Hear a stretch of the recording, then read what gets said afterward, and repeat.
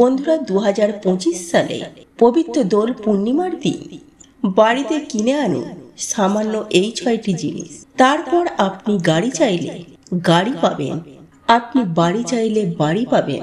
হ্যাঁ বন্ধুরা, আপনি ঠিকই শুনেছেন, আপনার আর্থিক উন্নতি পর্যন্ত সমস্ত কিছুই বৃদ্ধি পাবে। এই জিনিসগুলি আপনি আপনার বাড়িতে নিয়ে আসার পরে এমন অর্থ আসতে শুরু করবে, সেটা আপনি নিজেও বিশ্বাস করতে পারবেন না। যদি আপনি আপনার জীবনে কিছু পরিবর্তন করতে চান, তাহলে স্বাস্থ্যের বেশ কিছু গুরুত্বপূর্ণ বিষয়গুলি আপনার জীবনের সঙ্গে কিছুটা মানিয়ে নিতে হবে এবং সেই উপায়গুলি আপনাদের জীবনের সঙ্গে যুক্ত করে এগিয়ে চলতে হবে। হয়তো আপনার পরিবারে অনেকেই অর্থ ইনকাম করেন, কিন্তু কোনোভাবে সেই অর্থ আপনি সঞ্চয় করতে পারছেন না। আর এই বিশেষ সমস্যার কারণ হতে পারে আপনার গৃহের বাস্তুদোষ। বাস্তুশাস্ত্র অনুসারে এমন কিছু বস্তুর বিষয়ে আলোচনা করা হয়েছে, যে বস্তুগুলি অর্থাৎ যে জিনিসগুলি আমাদের গৃহে আনলে আমাদের গৃহের নেগেটিভ শক্তি খুব সহজেই দূর হয়ে যেতে পারে এবং একই সাথে আপনার গৃহের অর্থনৈতিক সমস্যা এবং আপনার গৃহের কলহ ও দ্বন্দ্ব সমস্যাও দূর হবে। গৃহের মধ্যে একটা সুন্দর বাতাবরণ তৈরি হবে এবং পারস্পরিক সমৃদ্ধিতে আপনারা এগিয়ে চলতে পারবেন। এর ফলে আপনার পরিবার থাকবে রোগমুক্ত, আর্থিক উন্নতি হবে অবধারিত। তাই বন্ধুরা, এই পবিত্র দোল পূর্ণিমার আগেই বাড়িতে আনুন এই সমস্ত জিনিস। এর ফলে সুনিশ্চিতভাবে মা লক্ষ্মীর কৃপা বর্ষণ হবে আপনার জীবনে, এমনকি আপনাদের জীবনে অর্থনৈতিক দিক থেকে অত্যন্তই শুভ ফল আসবে। তাই এই প্রসঙ্গে বিস্তারিত জানতে আমাদের এই ভিডিওটি সম্পূর্ণ মনোযোগ সহকারে শেষ পর্যন্ত দেখতে থাকুন। আশা করি এই ভিডিওটি থেকে আপনি অনেকখানি উপকৃত হবেন। আর এই ভিডিওটি থেকে আপনি যদি কোনো রকম উপকৃত হন, তাহলে অনুগ্রহ করে একটি লাইক করবেন এবং আপনজনদের সাথে শেয়ার করবেন। আর আপনি যদি এখনো পর্যন্ত আমাদের চ্যানেলে নতুন হয়ে থাকেন, তাহলে অতি অবশ্যই চ্যানেলটি সাবস্ক্রাইব করুন এবং পাশে থাকা নোটিফিকেশন বেল আইকনটি ক্লিক করুন এইরূপ নিত্য নতুন ভিডিও সবার আগে দেখার জন্য। চলুন এইবার মূল আলোচনায় প্রবেশ করা যাক। বন্ধুরা, আমরা সবার আগে জেনে নেব যে 2025 সালে পবিত্র দোল পূর্ণিমা তিথি সঠিক সময়সূচি সম্পর্কে। বন্ধুরা, 2025 সালে দোল পূর্ণিমা তিথি পড়েছে এবছর 2 দিন ধরে।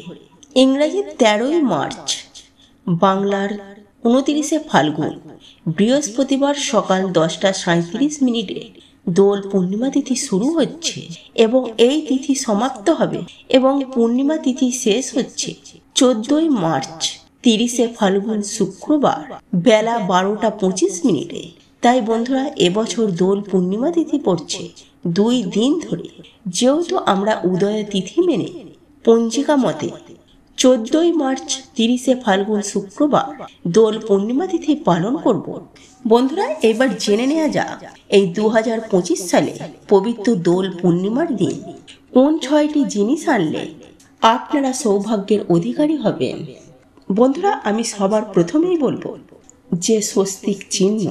বন্ধুরা, বাস্তুশাস্ত্র অনুসারে স্বস্তিক চিহ্নের গুরুত্ব অপরিসীম।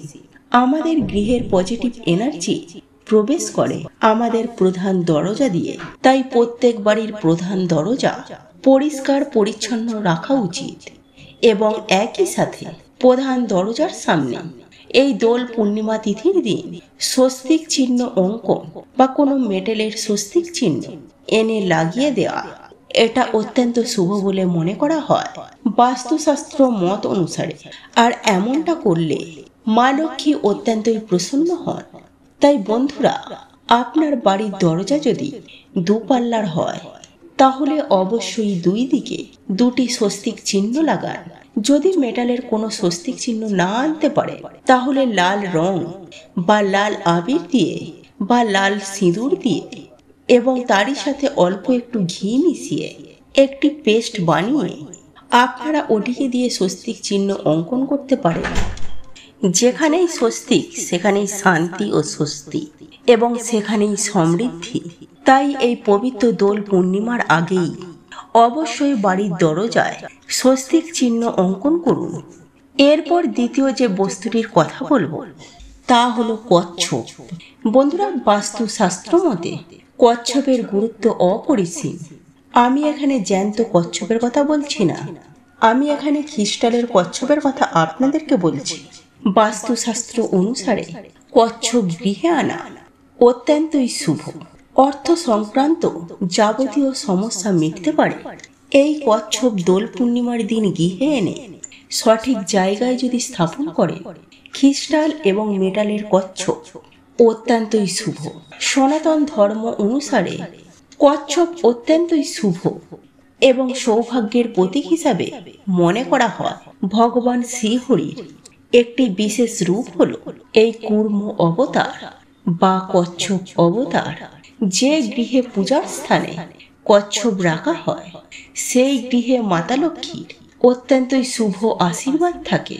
তবে বন্ধুরা, এই কচ্ছপ কেনার আগে আপনারা ওই কচ্ছপের পিঠের ওপরে শ্রীযন্ত্র এবং কুবের যন্ত্র অবশ্যই যেন থাকে, এই বিষয়টি অতি অবশ্যই খেয়াল রাখবেন। এই কচ্ছপকে আপনি আপনার ঠাকুর ঘরে উত্তর দিকে স্থাপন করুন এবং ওই কচ্ছপের মুখ যেন উত্তর দিকে থাকে।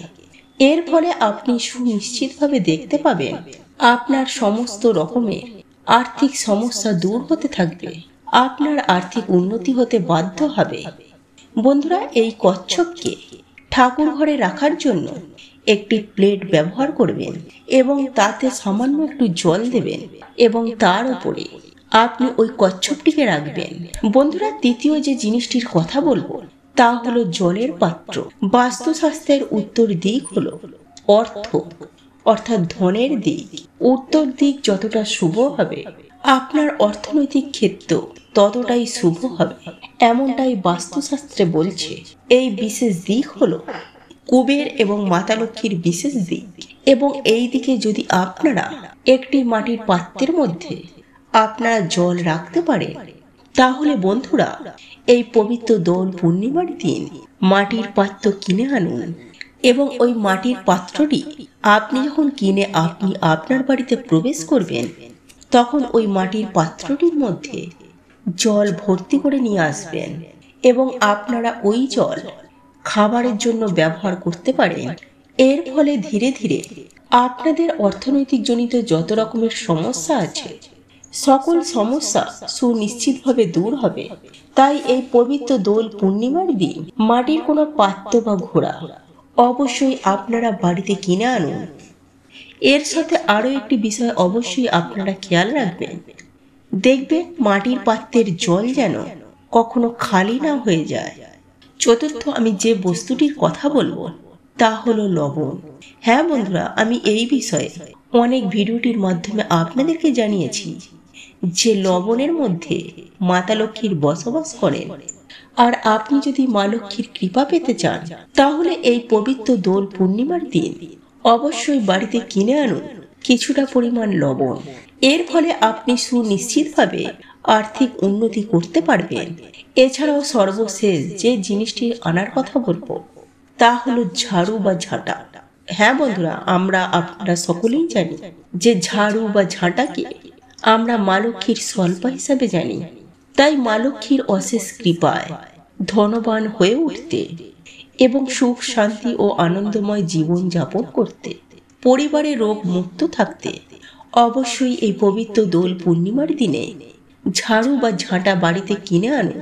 এর ফলে আপনার পরিবার যেমন রোগ মুক্ত থাকবে, ঠিক তেমনি আপনার আর্থিক উন্নতি হবে অবধারিত। বন্ধুরা, আমি আশা করব আপনারা বিষয়গুলি ভালোভাবে বুঝতে পেরেছেন এবং আপনাদের যদি কোথাও বুঝতে অসুবিধা হয় তাহলে নির্দ্বিধায় আমাদের প্রশ্ন করতে পারে। আমরা যথাসম্ভব চেষ্টা করব আপনার প্রশ্নের উত্তর দেওয়ার। ভিডিওটি কেমন লাগলো তা কমেন্ট করে অবশ্যই নিজের মতামত জানাবেন। ভালো লেগে থাকলে অবশ্যই একটি লাইক করবেন।